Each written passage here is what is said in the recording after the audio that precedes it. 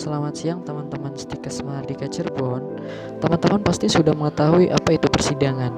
Sering menjumpai entah itu di YouTube, di Google ataupun di organisasi yang telah kalian ikuti, pasti terikat dengan suatu permusyawaratan yang dinamakan persidangan. Lalu, apa itu persidangan?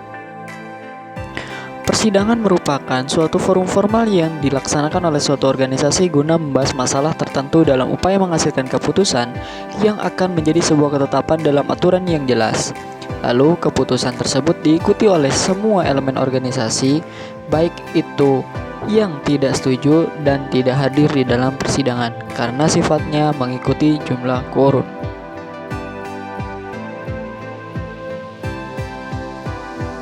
Si unsur-unsur sidang yang terdiri dari sidang pleno dan sidang komisi, di mana keduanya memiliki perbedaan. Jikalau sidang pleno itu dihadiri oleh seluruh peserta yang berada di dalam organisasi tersebut, jikalau sidang komisi hanya beberapa orang yang terikat di dalam suatu lingkup komisi di dalam organisasi tersebut.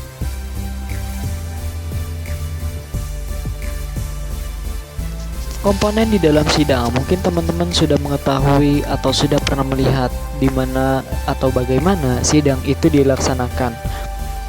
Di tengah-tengah yang kalian lihat itu ada pimpinan sidang, di mana samping kiri dan kanannya terdiri dari sekretaris dan anggota sidang yang biasa kita sebut presidium sidang 1, 2, dan 3. Lalu seberang dari presidium sidang ada peserta sidang, yang dimana terdiri dari peserta penuh maupun peserta peninjau yang berada di dalam suatu sidang tersebut.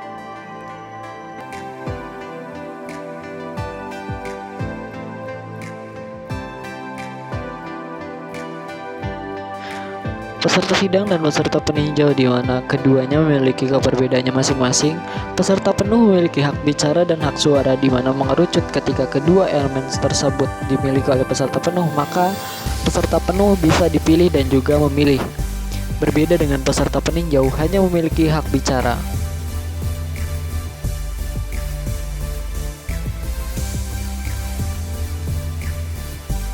Persidangan dinyatakan sah apabila quorum dihadiri oleh sekurang-kurangnya setengah N+1 dari peserta penuh yang terdaftar. 2. Terikat oleh suatu tata tertib dan sanksi.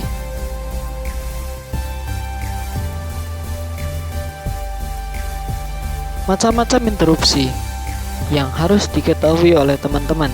Pertama, interupsi point of order dilakukan untuk meminta penjelasan atau memberikan masukan atau opsi yang berkaitan dengan jalannya persidangan.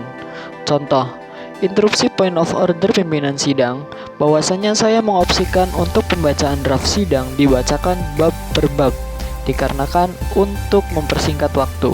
Terima kasih. 2. Interupsi point of afirmasi dilakukan untuk menguatkan pendapat.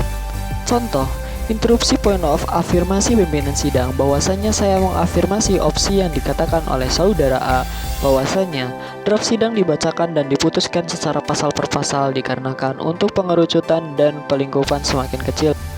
3.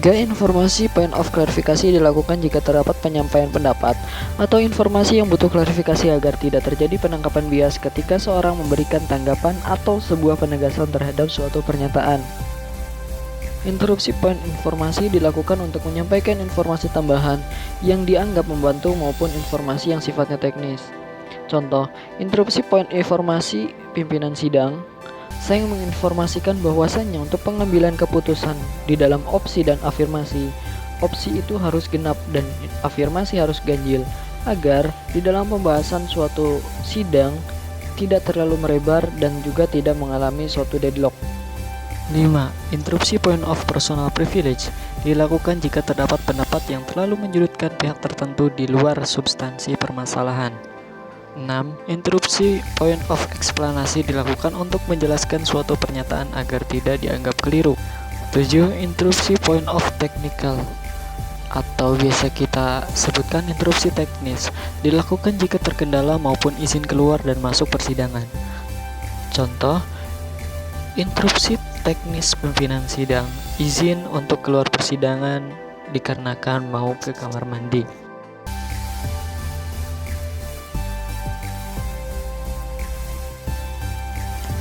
Aturan ketukan palu di dalam persidangan. Satu kali ketukan dilakukan saat 1. Menerima dan menyerahkan pimpinan sidang. Contoh, saya terima pimpinan sidang dari pimpinan sebelumnya. 2. Mengesahkan keputusan poin per poin atau keputusan sementara. Contoh, apakah pasal A mengenai persidangan adalah suatu elemen yang mengikat dalam suatu forum dengan teknik permusyawaratan? Apakah bisa disepakati?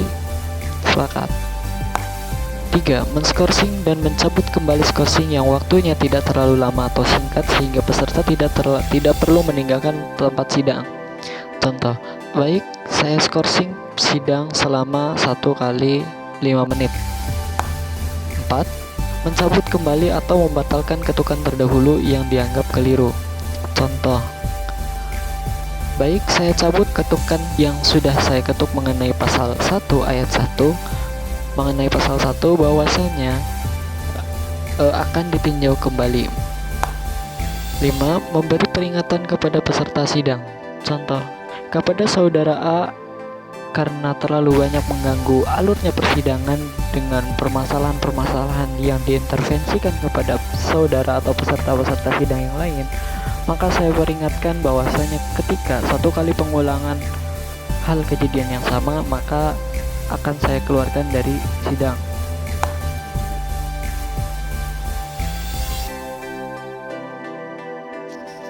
Dua kali ketukan dilakukan saat menskorsing atau mencabut kembali skorsing dalam waktu yang cukup lama, misalnya untuk lobbying, istirahat, dan sebagainya.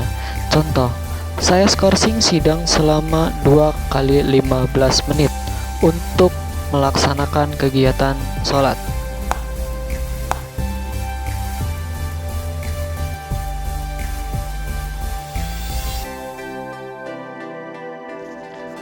3 kali ketukan dilakukan saat membuka dan menutup sidang secara resmi dan mengesahkan putusan final atau akhir sidang yang berada di dalam sebuah konsideran. Contoh, sidang mengenai musyawarah mahasiswa yang dilaksanakan pada tanggal 19 Februari 2019 dibuka. Ketukan berkali-kali dilakukan saat menenangkan peserta sidang. Contoh,